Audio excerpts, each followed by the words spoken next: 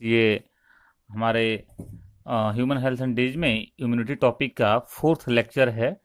इसमें हम लोग दो छोटे छोटे टॉपिक्स को कवर करने वाले हैं। एक तो लिम्फोइड ऑर्गन्स क्या होते हैं और दूसरा लिम्फोसाइट्स के बारे में हम लोग जानेंगे। ठीक है, तो सबसे पहले हम लोग लिम्फोइड ऑर्गन्स को जानते हैं कि लिम्फोइड ऑर्गन होते क्या हैं।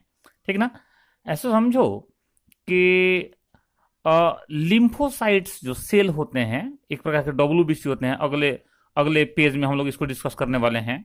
लिम्फोसाइट जहां पे बनते हैं, जहां उनका ओरिजिन है, जहां उनका फॉर्मेशन होता है, तथा जिस ऑर्गन में लिम्फोसाइट मैच्योर होते हैं, बड़े होते हैं, परिपक्व होते हैं, या जहां उनका प्रसार होता है, फैलाव होता है, प्रोलिफरेशन कहते हैं, वैसे सभी ऑर्गन्स या अंगों को हम लोग लिम्फोइड ऑर्गन कहते हैं। ठीक है बात, एक बार फिर से बोले, लिम्फोइड ऑर्गन किसको बोलते हैं? तो वह सारे ऑर्गन या अंग जहां पर लिम्फोसाइट बनते हैं, मैच्योर होते हैं या परिपक्व होते हैं, एवं उनका प्रसार होता है, प्रोलिफरेशन होता है, उन्हें लिम्फोइड ऑर्गन कहा जाता है। ठीक है, लिम्फोइड ऑर्गन टू टाइप्स के होते हैं। अगर टाइप्स ऑफ लिम्फोइड ऑर्गन की बात करें तो लिम्फोइड ऑर्गन टू टाइप्स के होते हैं। आपको एक को बोलते हैं हम लोग प्राइमरी लिम्फोइड ऑर्गन और दूसरे को बोलते हैं सेकेंडरी लिम्फोइड ऑर्गन। अब सवाल यह है कि किस ऑर्गन को हम लोग प्राइमरी लिम्फोइड ऑर्गन बोलेंगे और किसको सेकेंडरी लिम्फोइड ऑर्गन बोलेंगे। तो ऐसे समझो इसको कि वैसे सारे लिम्फोइड ऑर्गन जहां पर कि लिम्फोसाइट का फॉर्मेशन होता है, निर्माण होता है, तथा जहां वो मैच्योर होते हैं, परिपक्व होते हैं, उनको हम लोग प्राइमरी लिम्फोइड ऑर्गन कहते हैं। नहीं, प्राइमरी लिम्फोइड ऑर्गन में बोन मैरो आता है, आपको याद रखना है, और दूसरा क्या आता है? थाइमस आता है। आपको याद होगा बोन मैरो क्या होता है? तो जो लॉन्ग बोन्स होते हैं, जो लंबे बोन्स होते हैं, लॉन्ग बोन्स, उनके बीच में क्या होता है? एक खोखला हॉलो कैविटी होता है। उस कैविटी के अंदर जो डेंस फ्लूइड भरा होता है, या बोलो कि जो फैटी टिश्यू भरा होता है, उसको हम लोग क्या बोलते हैं? बोन मैरो बोलते हैं। ठीक है ना। अब बोन मैरो में ही लिम्फोसाइट का फॉर्मेशन होता है, बोन मैरो में ही आरबीसी का भी, याद करो, आरबीसी का भी फॉर्मेशन होता है। दूसरा थाइमस क्या है?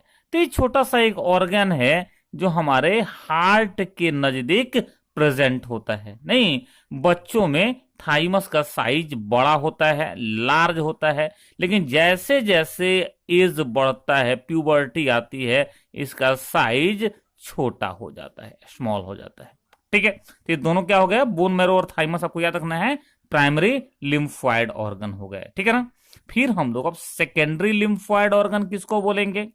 तो ऐसे सारे ऑर्गन, हमारे बॉडी में प्रेजेंट सारे ऑर्गन जहां पर कि लिम्फोसाइट का प्रोलिफरेशन होता है, प्रोलिफरेशन प्रसार को बोलते हैं, प्रोलिफरेशन होता है, तथा जहां पर लिम्फोसाइट का डिफरेंशिएशन होता है, मतलब लिम्फोसाइट से कुछ और टाइप के सेल बनते हैं, वैसे सारे ऑर्गन्स को हम लोग सेकेंडरी लिम्फोइड ऑर्गन कहते हैं। ठीक है ना। यहां भी एग्जांपल काफी इंपॉर्टेंट है। सेकेंडरी लिम्फोइड ऑर्गन में स्प्लीन आता है, लिम्फ नोड्स आते हैं, माल्ट आता है, अपेंडिक्स आता है, टॉन्सिल्स आते हैं और पेयर्स पैच जाते हैं। थोड़ा इनको समझते हैं हम लोग शॉर्ट में। स्प्लीन एब्डोमेन में हमारे प्रेजेंट होता है, एक छोटा सा ऑर्गन होता है। जब फीटस अवस्था होती है, जब कोई चाइल्ड अपने मां के यूटरस में या गर्भ में होता है, उस टाइम में ये स्प्लीन क्या करता है? आरबीसी रिजर्वायर का काम करता है। मतलब यहां पे आरबीसी बनते हैं या कलेक्ट होते हैं। ठीक है, बर्थ के बाद इस स्प्लीन में ही आरबीसी क्या होते हैं? तो आरबीसी, जो डेड आरबीसी हैं, वो रिमूव होते हैं। हम लोग इसको, स्प्लीन को, आरबीसी का ग्रेवयार्ड या कब्रगाह भी इसके चलते बोलते हैं।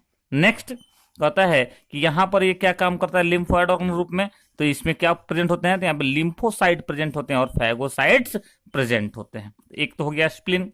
दूसरा लिम्फ नोड्स।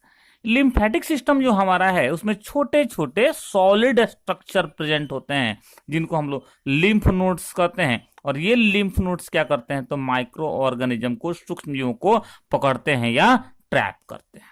ठीक है, थर्ड हो गया म्यूकोसल एसोसिएटेड लिम्फोइड टिश्यू, या इन शॉर्ट में इसको हम लोग माल्ट बोल सकते हैं।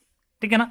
ये जो हमारा लॉन्ग ट्यूब्स है, डाइजेस्टिव ट्रैक्ट, रेस्पिरेटरी ट्रैक्ट और urinogenital tract, digestive tract, respiratory tract और यूरिनोजेनिटल ट्रैक्ट, इनके सरफेस पर ये माल्ट प्रेजेंट होते हैं और ये भी सेकेंडरी लिम्फोइड ऑर्गन्स हैं। इसके अलावा अपेंडिक्स आप लोगों को पता ही है कि लार्ज इंटेस्टाइन का ये क्या है, एक तो ऐसे बोलो कि वेस्टिजियल पार्ट है, नहीं अपेंडिक्स। टॉन्सिल हमारे नेक रीजन में होता है, बक्कोफेरेंजियल कैविटी में होता है, आपको पता है। और पेयर्स पैसेज जो होते हैं ये कहाँ होते हैं, तो ये आप बताओगे कि जो स्मॉल इंटेस्टाइन है, स्मॉल इंटेस्टाइन में होते हैं। ठीक है, तो ये तो हो गया हमारे सेकेंडरी लिम्फोइड ऑर्गन्स। ठीक है, अब चलो, अब क्या है कि हम लोग को थोड़ा लिम्फोसाइट्स के बारे में भी जानना है कि लिम्फोसाइट्स क्या होते हैं। ठीक है ना, देखो तो जरा सा, अभी आपको बताया है कि लिम्फोसाइट WBC के टाइप होते हैं। आपको पिछले लेक्चर्स में बताया था कि जो WBC हमारे ब्लड में प्रेजेंट सेल्स होते हैं ये टोटल 5 टाइप्स के होते हैं। याद करो, न्यूट्रोफिल्स, एसिडोफिल्स या eosinophils, basophils, monocytes and last lymphocytes. यही लिम्फोसाइट आज हम लोग डिस्कस कर रहे हैं। ठीक है, ये लिम्फोसाइट ऐसा देखा गया है कि ब्लड में ये 2 टाइप्स के होते हैं। एक को बोलते हैं हम लोग बी लिम्फोसाइट्स, या इसको बी सेल भी बोलते हैं, जबकि दूसरे को टी लिम्फोसाइट्स या टी सेल्स कहते हैं। ठीक है, हम लोग बी लिम्फोसाइट को जानते हैं, फिर टी लिम्फोसाइट को देखा जाएगा। बी लिम्फोसाइट को अगर देखो तो इनको क्यों बी लिम्फोसाइट बोलते हैं, ये बी लेटर कहां से आया है, तो आप ध्यान रखें कि इनका फॉर्मेशन, इनका प्रोडक्शन कहां होता है, बोन मैरो में होता है। ठीक है ना, इसके लिए इसका नाम क्या रख दिया गया, बी लिम्फोसाइट रख दिया गया है।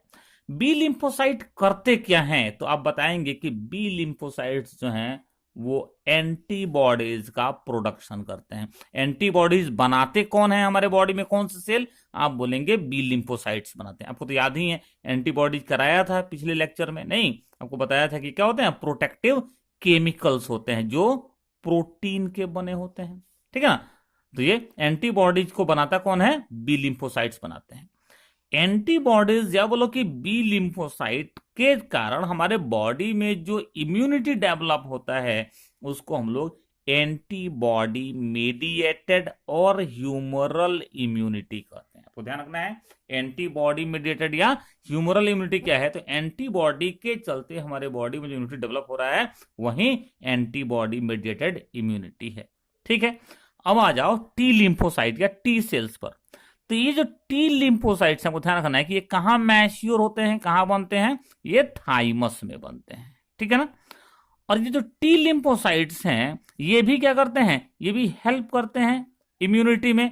नहीं, ये क्या होता है कि नीड के हिसाब से इनसे 4 टाइप के सेल डेवलप हो जाते हैं। ठीक है ना, 4 टाइप के सेल डेवलप होते हैं। ये 4 टाइप ऑफ सेल्स जो है वो कौन कौन से हैं, तो फर्स्ट है जिसको आप बोलेंगे हेल्पर टी सेल्स।